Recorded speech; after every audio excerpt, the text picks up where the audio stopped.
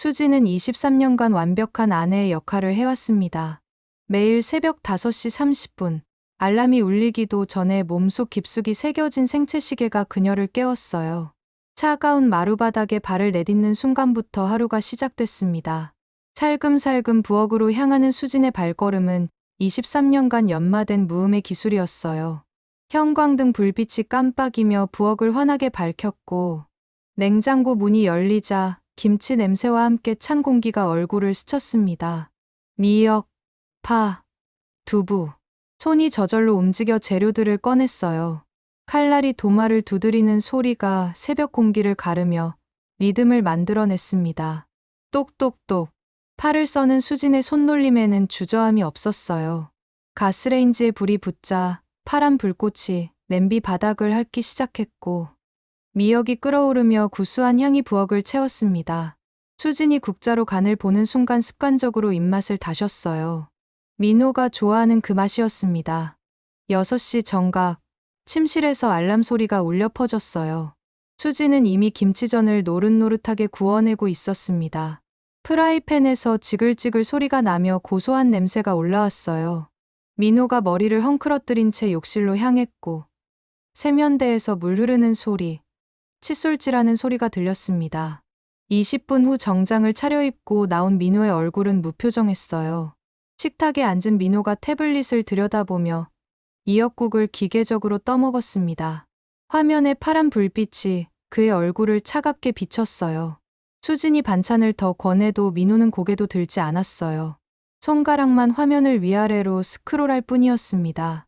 회사 일찍 가세요? 수진의 조심스러운 물음에 민호가 잠깐 고개를 들었어요. 응. 한 글자. 그게 전부였습니다. 예전에는 오늘 어떤 프레젠테이션이 있는지, 누구를 만나는지 이런저런 얘기를 했었는데, 언제부턴가 민호의 대답은 점점 짧아졌어요. 민호가 밥을 다 먹고 일어나자 수진이 습관적으로 그의 가방을 챙겨줬습니다. 지갑, 명함, 휴대폰 충전기까지. 23년간 반복된 의식이었어요. 다녀오세요. 수진의 인사에 민호는 현관문 쪽으로 고개만 끄덕였습니다. 문이 닫히는 소리가 유독 차갑게 울렸어요. 텅 빈 식탁을 바라보며 수진은 한숨을 내쉬었습니다. 민호가 반 정도 남긴 밥그릇, 거의 손대지 않은 반찬들. 자신이 새벽부터 정성껏 차린 아침이 이렇게 남겨져 있을 때면 가슴 한 구석이 서늘해졌어요. 설거지를 하며 뜨거운 물이 손등을 적셨고, 거품이 부글부글 일어나는 세제 냄새가 코끝을 자극했습니다. 그릇을 닦는 손놀림이 점점 힘없어졌어요. 거실로 나온 수진이 소파에 털썩 주저앉았습니다. 시계가 오전 7시 40분을 가리키고 있었어요. 민호가 집을 나선 지 40분이 지났는데 왠지 하루가 끝난 것 같은 기분이었어요. 오후 2시 아파트 단지 카페에서 만난 친구들 앞에서 수지는 억지 미소를 지었습니다. 우리 남편이 부장이 되어서 퇴근이 많이 늦어. 친구들이 부러운 듯 고개를 끄덕였지만 수진의 손끝은 찻잔을 꽉 움켜쥐고 있었어요. 집으로 돌아가는 길, 수진의 그림자가 길게 늘어졌습니다. 현관문을 열자 정정만이 그녀를 맞았고 텅 빈 집에서 에어컨 돌아가는 소리만 윙윙 울렸어요. 어느 날부터 수진의 몸에 이상 신호가 나타났습니다. 화장실에서 보리를 보는데 휴지에 붉은 얼룩이 묻어났어요. 생리 예정일도 아닌데 이상했습니다. 거울 속 자신을 바라보며 수진은 눈썹을 찌푸렸어요. 얼굴색이 누렇게 떠 있었거든요.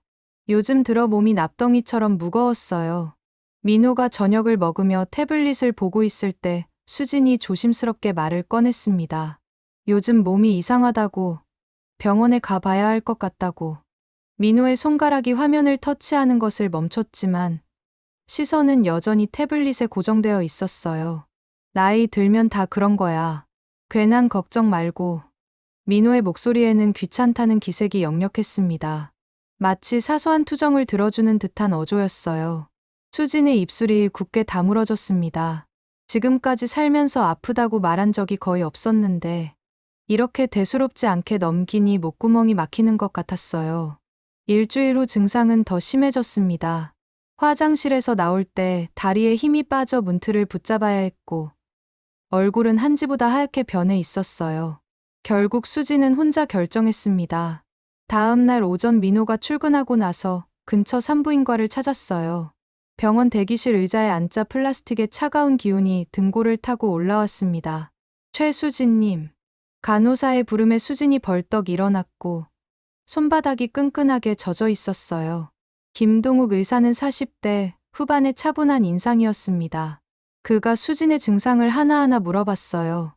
하복부 통증 정도, 가족력까지. 수진이 대답할 때마다 의사의 펜 끝이 차트 위를 분주히 움직였어요. 정밀 검사를 해봐야겠습니다. 의사의 목소리에 평상시 들을 수 없던 신중함이 묻어 있었어요. 초음파 검사대에 누워 수지는 천장의 둥근 조명을 바라봤습니다. 차가운 젤이 배에 발라지자 소름이 돋았고 모니터 속 흑백 화면에서 무언가가 꿈틀거렸어요. 의사의 표정이 점점 굳어지는 게 느껴졌습니다. 일주일 뒤 결과를 들으러 갔을 때였습니다. 난소암입니다. 진료실에 떨어진 네 글자가 수진의 귀를 때렸어요. 세상의 모든 소리가 사라지는 것 같았습니다. 의사가 무언가 계속 설명했지만 입모양만 보일 뿐이었고 수술, 항암 치료, 5년 생존율 같은 단어들이 물속에서 들리는 것처럼 멀게 느껴졌어요. 언제 수술 받을 수 있을까요? 수진이 간신히 내뱉은 말이었습니다. 자신의 목소리가 딴 사람 같았어요. 집으로 돌아가는 버스 안에서 수진은 창밖을 바라봤습니다. 사람들이 분주히 걸어가고 있었고 모두들 자신만의 일상을 살아가는 모습이 새삼 부러웠어요. 저녁 시간 민호가 돌아왔을 때 수진은 이미 저녁상을 차려놓고 있었습니다. 평상시와 다름없는 모습이었어요. 식탁에 앉은 민호에게 수진이 떨리는 목소리로 말했습니다. 여보, 병원 다녀왔어요. 민호의 젓가락이 반찬을 집다가 멈췄어요. 난소암이래요. 수술해야 한대요. 그 순간 민호의 얼굴에서 혈색이 싹 빠졌습니다. 하지만 그의 첫 마디는 수진이 예상했던 것과 달랐어요. 보험은 얼마나 나오지? 회사 사람들이 알면 어떡하냐? 민호가 중얼거리는 말을 들으며 수진은 깨달았습니다. 자신의 생명보다 체면이 먼저 걱정되는 남편의 모습을. 그날 밤 수진은 잠들지 못했어요. 하지만 옆에서 코를 고는 민호를 바라보며 23년이라는 시간이 무엇이었는지 생각해봤습니다. 수술 4일 전 오후, 수진은 대학 동창 미정을 만나기 위해 그랜드 호텔로 향했습니다. 병원에서 받은 충격적인 진단 후 처음으로 누군가에게 마음을 털어놓고 싶었거든요. 호텔 로비에 화사한 조명과 은은한 클래식 음악이 흘러나오는 가운데 수지는 미정을 기다리며 소파에 앉아 있었어요. 하지만 엘리베이터가 열리는 소리에 무심코 고개를 돌린 수진의 눈앞에는 믿을 수 없는 광경이 펼쳐졌습니다. 민호가 20대 후반으로 보이는 젊은 여자와 함께 엘리베이터에서 나오고 있었어요. 여자는 허리까지 내려오는 긴 생머리를 늘어뜨리고 있었고 몸에 딱 맞는 빨간 원피스가 그녀의 매끈한 몸매를 드러내고 있었습니다. 하이힐 소리가 대리석 바닥을 톡톡 치며 울려 퍼졌어요. 그런데 더 충격적인 것은 민호의 행동이었습니다. 평소 수진에게는 차갑기만 했던 그가 자연스럽게 여자의 어깨에 손을 올리고 있었거든요. 두 사람은 프런트 데스크로 향해 객실 카드키를 받았습니다. 민호의 얼굴에는 수진이 오랫동안 보지 못했던 부드러운 미소가 번져 있었어요. 여자가 무언가 속삭이자 민호가 고개를 끄덕이며 웃었고 그 모습이 23년 전 신혼 시절에 다정했던 남편을 떠올리게 했습니다. 수진의 심장이 쿵쿵 뛰기 시작했어요. 혈관 속을 얼음물이 흐르는 것 같았습니다. 엘리베이터 앞에서 기다리는 두 사람의 모습을 보며 수진은 몸이 굳어버렸어요. 여자가 민호의 팔짱을 끼고 그에게 기대는 모습, 민호가 여자의 머리카락을 쓰다듬는 손길까지. 모든 것이 너무나 자연스럽고 익숙해 보였습니다. 엘리베이터 문이 열리자 두 사람이 사라지는 것을 바라보며 수지는 자신이 23년간 믿어왔던 모든 것이 한순간에 무너지는 느낌을 받았어요. 수진아, 미정의 목소리가 들렸지만 수지는 제대로 반응할 수 없었습니다. 얼굴이 하얗게 질린 수진을 보며 미정이 걱정스럽게 물었어요. 왜 그래? 무슨 일이야? 수진이 떨리는 목소리로 방금 본 것을 설명하자 미정의 표정도 굳어졌습니다. 정말 민호 오빠였어. 확실해. 수진은 고개를 끄덕였어요. 23년을 함께 산 남편을 알아보지 못할 리 없었습니다. 그날 밤 집에 돌아온 수지는 평상시처럼 저녁을 준비했어요.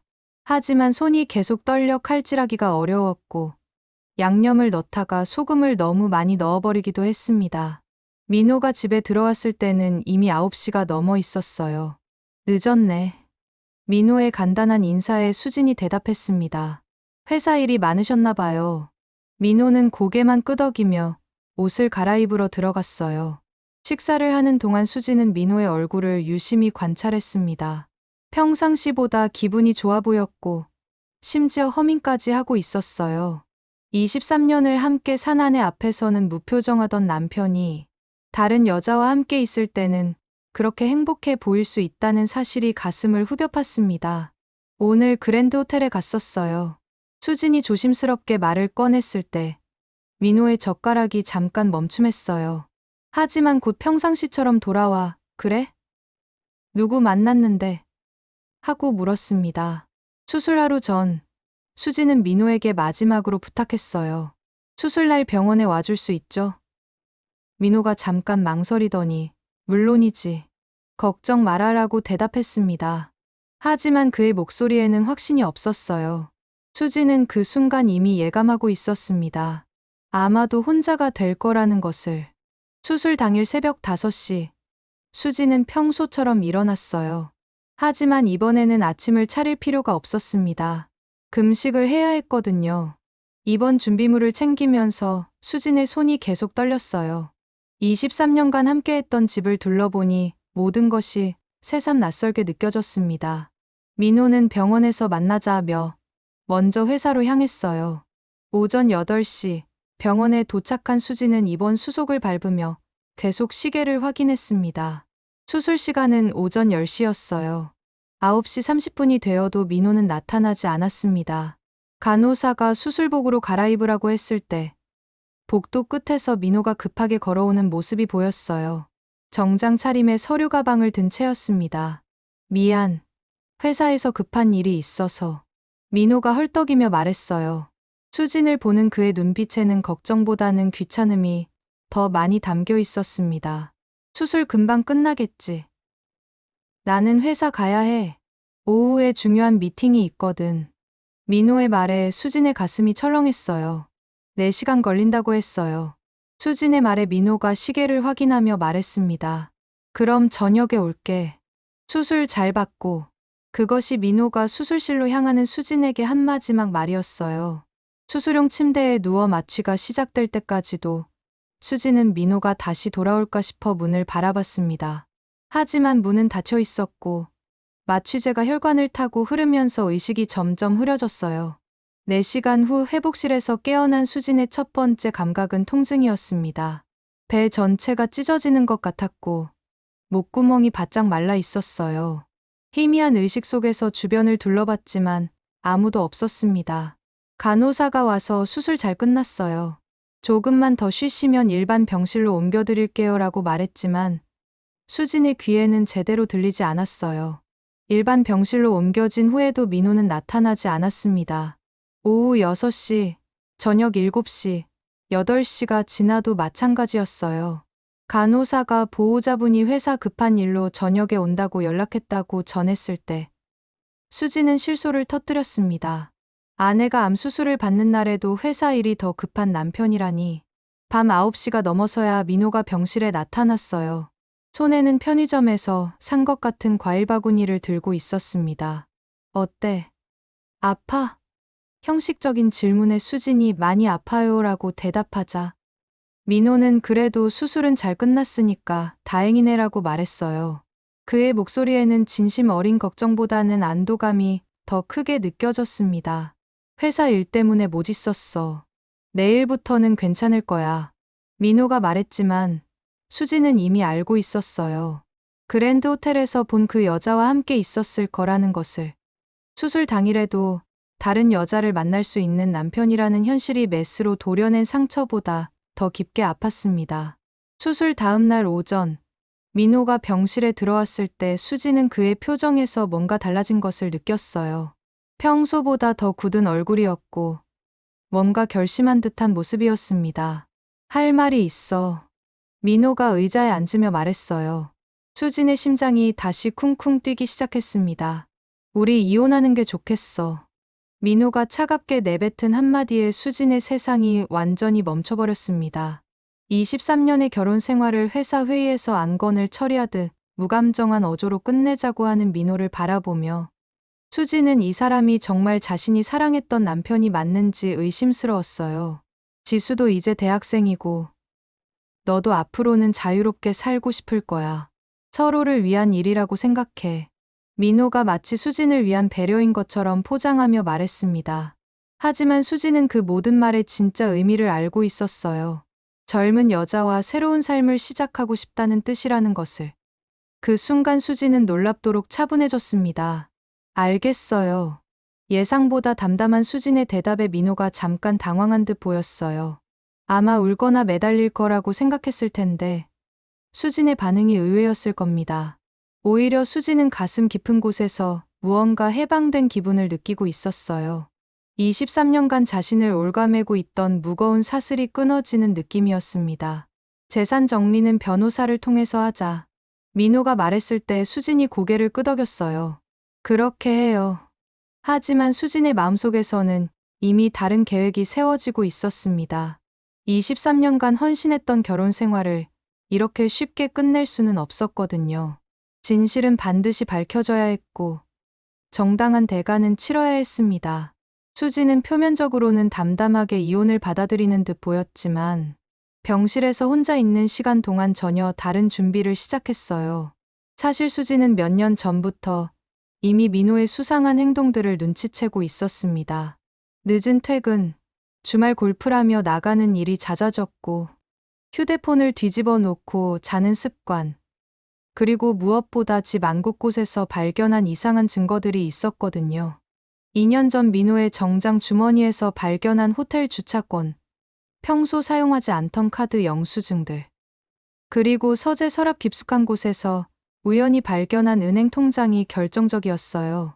그 통장에는 수진이 전혀 모르는 거래 내역들이 빼곡히 적혀 있었습니다. 매달 정기적으로 나가는 큰 금액들, 그리고 김나영이라는 이름으로 송금되는 기록들까지. 수지는 그때부터 조용히 증거를 수집하기 시작했어요. 민호가 출장이라며 나간 날 서재를 뒤져 은행 서류들의 복사본을 만들었고 휴대폰 청구서에서 자주 통화하는 번호를 확인했으며 심지어 민호의 차량에 GPS 추적기까지 설치했습니다. 평범한 주부였던 수진이 이런 일을 할 수 있었던 것은 순전히 배신감과 분노 때문이었어요. 퇴원 후 일주일 뒤, 수진은 강남의 한 법무법인을 찾아갔습니다. 이혜리 변호사는 40대 초반의 예리한 인상을 가진 여성이었어요. 어떤 일로 오셨나요? 이혜리의 질문에 수진이 차분한 목소리로 대답했습니다. 남편이 이혼을 요구했는데 재산 은닉과 불륜의 증거가 있어요. 수진이 가져온 자료들을 보며 이혜리 변호사의 눈빛이 날카로워졌어요. 이건 단순한 이혼 사건이 아니네요. 상당히 체계적인 재산 은닉과 불륜 관계군요. 복사해둔 은행 거래 내역들을 살펴보며 이혜리가 말했습니다. 김나영이라는 분에게 1년 반 동안 매달 1,500만 원씩 송금된 기록이 있어요. 이건 단순한 도움이 아니라 사실상의 생활비 지원이죠. 하지만 수지는 여기서 멈추지 않았어요. 사설 탐정을 소개해 주실 수 있나요? 더 확실한 증거가 필요할 것 같아서요. 이혜리가 놀란 표정으로 수진을 바라봤어요. 평소 조용해 보였던 여성이 이렇게 치밀할 줄은 몰랐거든요. 물론 소개해 드릴 수 있어요. 하지만 정말 확신하시는 거죠? 사흘 후 수지는 사설 탐정 박현우를 만났습니다. 20년 경력의 베테랑이었던 박현우는 수진이 가져온 자료들을 보고 감탄했어요. 이미 절반은 다 하신 거네요. 이 정도 준비된 의뢰인은 처음 봐요. 2주간의 조사 결과는 수진의 예상을 뛰어넘는 충격적인 내용이었습니다. 김나영은 민호와 같은 회사에 다니는 28세의 후배 직원이었고 둘의 관계는 2년 전부터 시작되었어요. 민호가 김나영에게 제공한 것은 매달 1,500만 원의 생활비뿐만 아니라 강남의 고급 원룸, 전세 보증금 1억 2천만 원, 수입 자동차 구입비 8천만 원, 그리고 각종 명품과 해외여행 비용까지 합치면 총 4억 원이 넘었습니다. 더 놀라운 것은 민호가 이 모든 비용을 충당하기 위해 수진 몰래 집을 담보로 대출을 받았다는 사실이었어요. 23년간 함께 모은 재산을 젊은 여자에게 쏟아부은 것이었습니다. 수진의 손이 사진과 서류들을 잡고 부들부들 떨렸어요. 이 정도면 법정에서 재산 분할과 위자료 모두 유리하게 받으실 수 있어요. 박현우가 말했지만 수진은 다른 생각을 하고 있었습니다. 법적인 해결도 중요했지만 민호와 김나영이 진짜 대가를 치르게 하고 싶었거든요. 며칠 후 수진은 민호에게 집에서 마지막 이야기를 하고 싶다고 연락했어요. 민호는 귀찮다는 듯 뭔데 그렇게 심각해? 라고 물었지만 결국 집으로 왔습니다. 거실 테이블 위에는 수진이 준비한 서류들이 정리되어 있었어요. 뭐야, 이게? 민호가 서류들을 보며 당황한 표정을 지었습니다. 가장 위에는 김나영과의 사진이 놓여 있었거든요. 호텔에서 나오는 모습, 고급 레스토랑에서 식사하는 모습, 심지어 김나영이 원룸 앞에서 키스하는 장면까지 선명하게 찍혀 있었어요. 2년간 4억이 넘는 돈을 김나영 씨에게 쓰셨더라고요. 수진이 차분한 목소리로 말했습니다. 우리 집을 담보로 대출받아서까지요. 민호의 얼굴이 하얗게 질렸어요. 수진아, 이건 아직 끝나지 않았어요. 수진이 민호의 말을 끊었습니다. 수진은 휴대폰을 꺼내 김나영에게 전화를 걸었어요. 스피커폰으로 통화를 연결하자 김나영의 목소리가 거실에 울려 퍼졌습니다. 오빠, 왜 이렇게 늦어? 기다리고 있는데. 김나영은 수진이 들고 있는 줄도 모르고 민호에게 애교를 부렸어요. 언제 이혼 확정되는 거야? 나 이제 지긋지긋해. 민호가 황급히 지금 상황이 복잡해서 라고 말하려 했지만 수진이 먼저 입을 열었어요. 안녕하세요. 김나영 씨. 민호의 아내 수진입니다. 전화기 너머로 김나영이 숨을 삼키는 소리가 들렸습니다. 민호 오빠가 저에게 이혼을 요구했는데 이유가 당신 때문이었군요. 죄송해요. 김나영이 떨리는 목소리로 사과했지만 수진은 냉정하게 계속했어요. 2년간 받으신 돈과 선물들 모두 정리해서 목록을 보내드릴게요. 법적인 문제가 될 수 있으니까 마음의 준비를 하시기 바랍니다. 통화를 끊은 후 거실은 정적에 휩싸였어요. 수진아, 나는. 민호가 무릎을 꿇으며 사과하려 했지만 수진은 이미 마음을 정한 상태였어요. 늦었어요. 이미 변호사도 선임했고 모든 증거도 정리했어요. 법정에서 만나죠. 일주일 후 민호의 회사에 익명의 제보가 들어갔습니다. 임직원의 사내 불륜과 회사 자금 유용 의혹이라는 내용이었어요. 조사 결과 직접적인 회사 자금 유용은 없었지만 사내 불륜이 사실로 드러나면서 민호는 한직으로 좌천되었고 김나영은 다른 부서로 발령받았습니다. 하지만 이것만으로는 끝나지 않았어요. 김나영의 부모에게도 딸의 불륜 사실이 알려졌고 김나영은 결국 회사를 그만두고 호주로 어학연수를 떠나며 민호와의 연락을 완전히 끊어버렸습니다. 모든 것을 잃은 민호가 김나영에게 연락해도 이미 번호가 바뀐 후였어요. 수지는 23년간 완벽한 아내의 역할을 해왔습니다. 매일 새벽 5시 30분, 알람이 울리기도 전에 몸속 깊숙이 새겨진 생체시계가 그녀를 깨웠어요. 차가운 마루바닥에 발을 내딛는 순간부터 하루가 시작됐습니다. 살금살금 부엌으로 향하는 수진의 발걸음은 23년간 연마된 무음의 기술이었어요. 형광등 불빛이 깜빡이며 부엌을 환하게 밝혔고 냉장고 문이 열리자 김치 냄새와 함께 찬 공기가 얼굴을 스쳤습니다. 미역, 파, 두부. 손이 저절로 움직여 재료들을 꺼냈어요. 칼날이 도마를 두드리는 소리가 새벽 공기를 가르며 리듬을 만들어냈습니다. 똑똑똑. 팔을 써는 수진의 손놀림에는 주저함이 없었어요. 가스레인지에 불이 붙자 파란 불꽃이 냄비 바닥을 핥기 시작했고 미역이 끓어오르며 구수한 향이 부엌을 채웠습니다. 수진이 국자로 간을 보는 순간 습관적으로 입맛을 다셨어요. 민호가 좋아하는 그 맛이었습니다. 6시 정각, 침실에서 알람 소리가 울려 퍼졌어요. 수지는 이미 김치전을 노릇노릇하게 구워내고 있었습니다. 프라이팬에서 지글지글 소리가 나며 고소한 냄새가 올라왔어요. 민호가 머리를 헝클어뜨린 채 욕실로 향했고 세면대에서 물 흐르는 소리, 칫솔질하는 소리가 들렸습니다. 20분 후 정장을 차려입고 나온 민호의 얼굴은 무표정했어요. 식탁에 앉은 민호가 태블릿을 들여다보며 미역국을 기계적으로 떠먹었습니다. 화면에 파란 불빛이 그의 얼굴을 차갑게 비쳤어요. 수진이 반찬을 더 권해도 민호는 고개도 들지 않았어요. 손가락만 화면을 위아래로 스크롤할 뿐이었습니다. 회사 일찍 가세요? 수진의 조심스러운 물음에 민호가 잠깐 고개를 들었어요. 응. 한 글자. 그게 전부였습니다. 예전에는 오늘 어떤 프레젠테이션이 있는지, 누구를 만나는지 이런저런 얘기를 했었는데 언제부턴가 민호의 대답은 점점 짧아졌어요.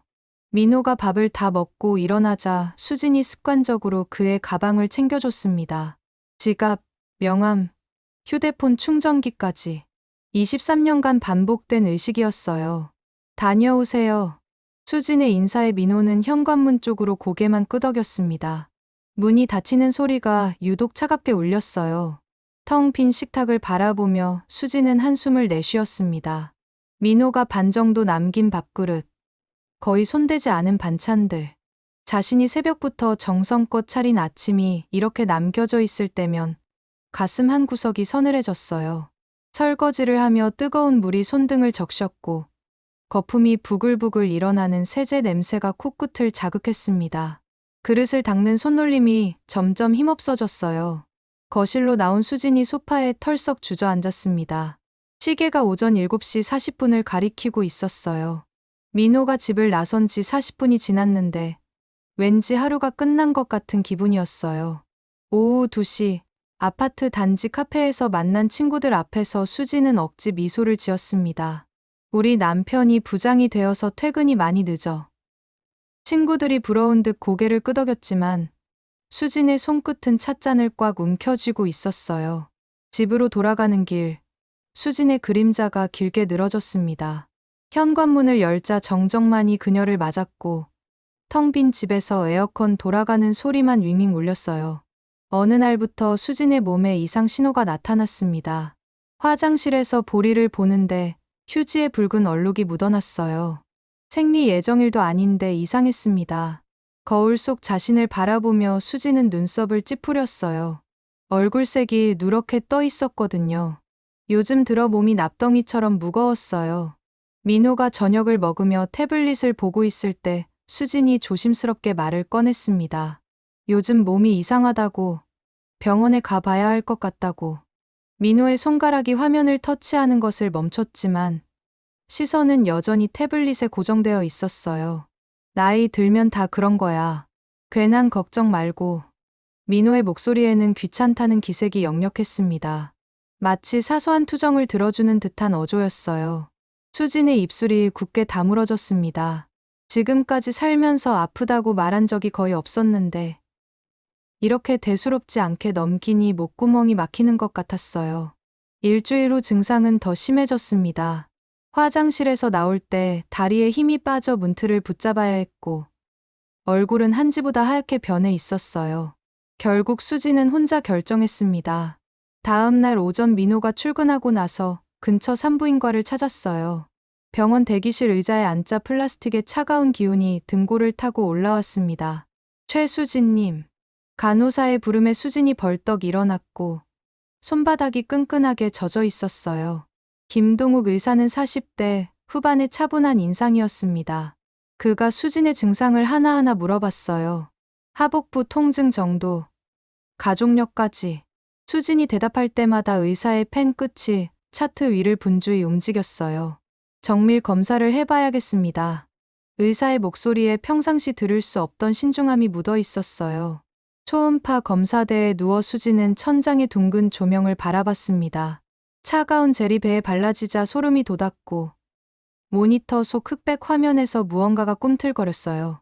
의사의 표정이 점점 굳어지는 게 느껴졌습니다. 일주일 뒤 결과를 들으러 갔을 때였습니다. 난소암입니다. 진료실에 떨어진 네 글자가 수진의 귀를 때렸어요. 세상의 모든 소리가 사라지는 것 같았습니다. 의사가 무언가 계속 설명했지만 입모양만 보일 뿐이었고 수술, 항암 치료, 5년 생존율 같은 단어들이 물속에서 들리는 것처럼 멀게 느껴졌어요. 언제 수술 받을 수 있을까요? 수진이 간신히 내뱉은 말이었습니다. 자신의 목소리가 딴 사람 같았어요. 집으로 돌아가는 버스 안에서 수진은 창밖을 바라봤습니다. 사람들이 분주히 걸어가고 있었고 모두들 자신만의 일상을 살아가는 모습이 새삼 부러웠어요. 저녁 시간 민호가 돌아왔을 때 수진은 이미 저녁상을 차려놓고 있었습니다. 평상시와 다름없는 모습이었어요. 식탁에 앉은 민호에게 수진이 떨리는 목소리로 말했습니다. 여보, 병원 다녀왔어요. 민호의 젓가락이 반찬을 집다가 멈췄어요. 난소암이래요. 수술해야 한대요. 그 순간 민호의 얼굴에서 혈색이 싹 빠졌습니다. 하지만 그의 첫 마디는 수진이 예상했던 것과 달랐어요. 보험은 얼마나 나오지? 회사 사람들이 알면 어떡하냐? 민호가 중얼거리는 말을 들으며 수진은 깨달았습니다. 자신의 생명보다 체면이 먼저 걱정되는 남편의 모습을. 그날 밤 수진은 잠들지 못했어요. 하지만 옆에서 코를 고는 민호를 바라보며 23년이라는 시간이 무엇이었는지 생각해봤습니다. 수술 4일 전 오후, 수진은 대학 동창 미정을 만나기 위해 그랜드 호텔로 향했습니다. 병원에서 받은 충격적인 진단 후 처음으로 누군가에게 마음을 털어놓고 싶었거든요. 호텔 로비에 화사한 조명과 은은한 클래식 음악이 흘러나오는 가운데 수진은 미정을 기다리며 소파에 앉아 있었어요. 하지만 엘리베이터가 열리는 소리에 무심코 고개를 돌린 수진의 눈앞에는 믿을 수 없는 광경이 펼쳐졌습니다. 민호가 20대 후반으로 보이는 젊은 여자와 함께 엘리베이터에서 나오고 있었어요. 여자는 허리까지 내려오는 긴 생머리를 늘어뜨리고 있었고 몸에 딱 맞는 빨간 원피스가 그녀의 매끈한 몸매를 드러내고 있었습니다. 하이힐 소리가 대리석 바닥을 톡톡 치며 울려 퍼졌어요. 그런데 더 충격적인 것은 민호의 행동이었습니다. 평소 수진에게는 차갑기만 했던 그가 자연스럽게 여자의 어깨에 손을 올리고 있었거든요. 두 사람은 프런트 데스크로 향해 객실 카드키를 받았습니다. 민호의 얼굴에는 수진이 오랫동안 보지 못했던 부드러운 미소가 번져 있었어요. 여자가 무언가 속삭이자 민호가 고개를 끄덕이며 웃었고 그 모습이 23년 전 신혼 시절에 다정했던 남편을 떠올리게 했습니다. 수진의 심장이 쿵쿵 뛰기 시작했어요. 혈관 속을 얼음물이 흐르는 것 같았습니다. 엘리베이터 앞에서 기다리는 두 사람의 모습을 보며 수진은 몸이 굳어버렸어요. 여자가 민호의 팔짱을 끼고 그에게 기대는 모습, 민호가 여자의 머리카락을 쓰다듬는 손길까지. 모든 것이 너무나 자연스럽고 익숙해 보였습니다. 엘리베이터 문이 열리자 두 사람이 사라지는 것을 바라보며 수지는 자신이 23년간 믿어왔던 모든 것이 한순간에 무너지는 느낌을 받았어요. 수진아, 미정의 목소리가 들렸지만 수진은 제대로 반응할 수 없었습니다. 얼굴이 하얗게 질린 수진을 보며 미정이 걱정스럽게 물었어요. 왜 그래? 무슨 일이야? 수진이 떨리는 목소리로 방금 본 것을 설명하자 미정의 표정도 굳어졌습니다. 정말 민호 오빠였어. 확실해. 수진은 고개를 끄덕였어요. 23년을 함께 산 남편을 알아보지 못할 리 없었습니다. 그날 밤 집에 돌아온 수진은 평상시처럼 저녁을 준비했어요. 하지만 손이 계속 떨려 칼질하기가 어려웠고 양념을 넣다가 소금을 너무 많이 넣어버리기도 했습니다. 민호가 집에 들어왔을 때는 이미 9시가 넘어 있었어요. 늦었네. 민호의 간단한 인사에 수진이 대답했습니다. 회사 일이 많으셨나 봐요. 민호는 고개만 끄덕이며 옷을 갈아입으러 들어갔어요. 식사를 하는 동안 수진은 민호의 얼굴을 유심히 관찰했습니다. 평상시보다 기분이 좋아 보였고 심지어 허밍까지 하고 있었어요. 23년을 함께 산 아내 앞에서는 무표정하던 남편이 다른 여자와 함께 있을 때는 그렇게 행복해 보일 수 있다는 사실이 가슴을 후벼 팠습니다. 오늘 그랜드 호텔에 갔었어요. 수진이 조심스럽게 말을 꺼냈을 때 민호의 젓가락이 잠깐 멈춤했어요. 하지만 곧 평상시처럼 돌아와. 그래? 누구 만났는데? 하고 물었습니다.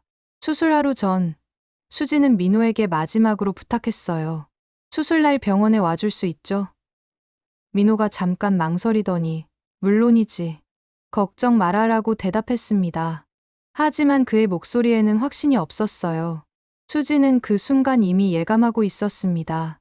아마도 혼자가 될 거라는 것을. 수술 당일 새벽 5시, 수지는 평소처럼 일어났어요. 하지만 이번에는 아침을 차릴 필요가 없었습니다. 금식을 해야 했거든요.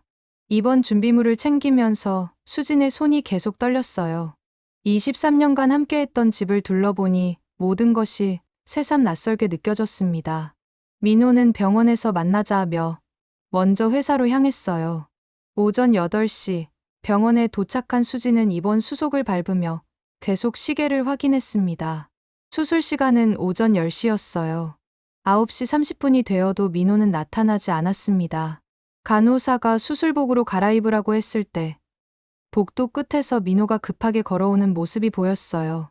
정장 차림에 서류 가방을 든 채였습니다. 미안. 회사에서 급한 일이 있어서. 민호가 헐떡이며 말했어요. 수진을 보는 그의 눈빛에는 걱정보다는 귀찮음이 더 많이 담겨 있었습니다. 수술 금방 끝나겠지. 나는 회사 가야 해. 오후에 중요한 미팅이 있거든. 민호의 말에 수진의 가슴이 철렁했어요. 4시간 걸린다고 했어요. 수진의 말에 민호가 시계를 확인하며 말했습니다. 그럼 저녁에 올게. 수술 잘 받고. 그것이 민호가 수술실로 향하는 수진에게 한 마지막 말이었어요. 수술용 침대에 누워 마취가 시작될 때까지도 수진은 민호가 다시 돌아올까 싶어 문을 바라봤습니다. 하지만 문은 닫혀 있었고 마취제가 혈관을 타고 흐르면서 의식이 점점 흐려졌어요. 4시간 후 회복실에서 깨어난 수진의 첫 번째 감각은 통증이었습니다. 배 전체가 찢어지는 것 같았고 목구멍이 바짝 말라 있었어요. 희미한 의식 속에서 주변을 둘러봤지만 아무도 없었습니다. 간호사가 와서 수술 잘 끝났어요. 조금만 더 쉬시면 일반 병실로 옮겨드릴게요 라고 말했지만 수진의 귀에는 제대로 들리지 않았어요. 일반 병실로 옮겨진 후에도 민호는 나타나지 않았습니다.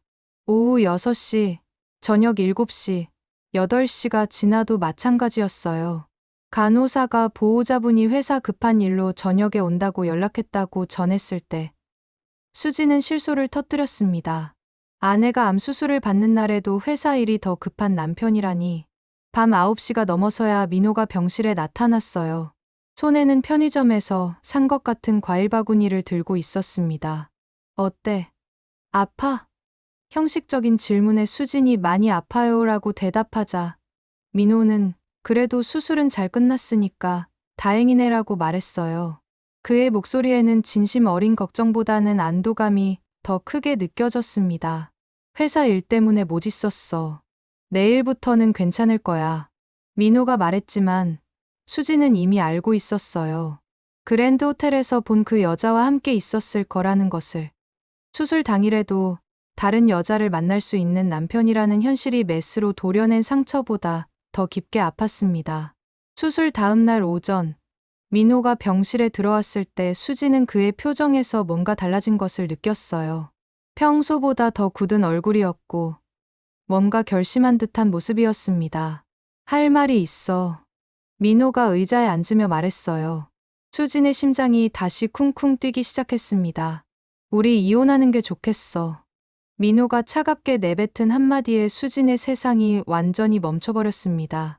23년의 결혼 생활을 회사 회의에서 안건을 처리하듯 무감정한 어조로 끝내자고 하는 민호를 바라보며 수지는 이 사람이 정말 자신이 사랑했던 남편이 맞는지 의심스러웠어요. 지수도 이제 대학생이고 너도 앞으로는 자유롭게 살고 싶을 거야. 서로를 위한 일이라고 생각해. 민호가 마치 수진을 위한 배려인 것처럼 포장하며 말했습니다. 하지만 수진은 그 모든 말의 진짜 의미를 알고 있었어요. 젊은 여자와 새로운 삶을 시작하고 싶다는 뜻이라는 것을. 그 순간 수진은 놀랍도록 차분해졌습니다. 알겠어요. 예상보다 담담한 수진의 대답에 민호가 잠깐 당황한 듯 보였어요. 아마 울거나 매달릴 거라고 생각했을 텐데 수진의 반응이 의외였을 겁니다. 오히려 수지는 가슴 깊은 곳에서 무언가 해방된 기분을 느끼고 있었어요. 23년간 자신을 옭아매고 있던 무거운 사슬이 끊어지는 느낌이었습니다. 재산 정리는 변호사를 통해서 하자. 민호가 말했을 때 수진이 고개를 끄덕였어요. 그렇게 해요. 하지만 수진의 마음속에서는 이미 다른 계획이 세워지고 있었습니다. 23년간 헌신했던 결혼 생활을 이렇게 쉽게 끝낼 수는 없었거든요. 진실은 반드시 밝혀져야 했고 정당한 대가는 치러야 했습니다. 수지는 표면적으로는 담담하게 이혼을 받아들이는 듯 보였지만 병실에서 혼자 있는 시간 동안 전혀 다른 준비를 시작했어요. 사실 수지는 몇 년 전부터 이미 민호의 수상한 행동들을 눈치채고 있었습니다. 늦은 퇴근, 주말 골프라며 나가는 일이 잦아졌고 휴대폰을 뒤집어 놓고 자는 습관, 그리고 무엇보다 집 안 곳곳에서 발견한 이상한 증거들이 있었거든요. 2년 전 민호의 정장 주머니에서 발견한 호텔 주차권, 평소 사용하지 않던 카드 영수증들, 그리고 서재 서랍 깊숙한 곳에서 우연히 발견한 은행 통장이 결정적이었어요. 그 통장에는 수진이 전혀 모르는 거래 내역들이 빼곡히 적혀 있었습니다. 매달 정기적으로 나가는 큰 금액들, 그리고 김나영이라는 이름으로 송금되는 기록들까지. 수지는 그때부터 조용히 증거를 수집하기 시작했어요. 민호가 출장이라며 나간 날 서재를 뒤져 은행 서류들의 복사본을 만들었고 휴대폰 청구서에서 자주 통화하는 번호를 확인했으며 심지어 민호의 차량에 GPS 추적기까지 설치했습니다. 평범한 주부였던 수진이 이런 일을 할 수 있었던 것은 순전히 배신감과 분노 때문이었어요. 퇴원 후 일주일 뒤 수지는 강남의 한 법무법인을 찾아갔습니다. 이혜리 변호사는 40대 초반의 예리한 인상을 가진 여성이었어요. 어떤 일로 오셨나요? 이혜리의 질문에 수진이 차분한 목소리로 대답했습니다. 남편이 이혼을 요구했는데 재산 은닉과 불륜의 증거가 있어요. 수진이 가져온 자료들을 보며 이혜리 변호사의 눈빛이 날카로워졌어요. 이건 단순한 이혼 사건이 아니네요. 상당히 체계적인 재산 은닉과 불륜 관계군요. 복사해둔 은행 거래 내역들을 살펴보며 이혜리가 말했습니다. 김나영이라는 분에게 1년 반 동안 매달 1,500만 원씩 송금된 기록이 있어요. 이건 단순한 도움이 아니라 사실상의 생활비 지원이죠. 하지만 수지는 여기서 멈추지 않았어요. 사설 탐정을 소개해 주실 수 있나요? 더 확실한 증거가 필요할 것 같아서요. 이혜리가 놀란 표정으로 수진을 바라봤어요. 평소 조용해 보였던 여성이 이렇게 치밀할 줄은 몰랐거든요. 물론 소개해 드릴 수 있어요. 하지만 정말 확신하시는 거죠? 사흘 후 수지는 사설 탐정 박현우를 만났습니다. 20년 경력의 베테랑이었던 박현우는 수진이 가져온 자료들을 보고 감탄했어요. 이미 절반은 다 하신 거네요. 이 정도 준비된 의뢰인은 처음 봐요. 2주간의 조사 결과는 수진의 예상을 뛰어넘는 충격적인 내용이었습니다. 김나영은 민호와 같은 회사에 다니는 28세의 후배 직원이었고 둘의 관계는 2년 전부터 시작되었어요. 민호가 김나영에게 제공한 것은 매달 1,500만 원의 생활비뿐만 아니라 강남의 고급 원룸 전세 보증금 1억 2천만 원, 수입 자동차 구입비 8천만 원, 그리고 각종 명품과 해외여행 비용까지 합치면 총 4억 원이 넘었습니다. 더 놀라운 것은 민호가 이 모든 비용을 충당하기 위해 수진 몰래 집을 담보로 대출을 받았다는 사실이었어요.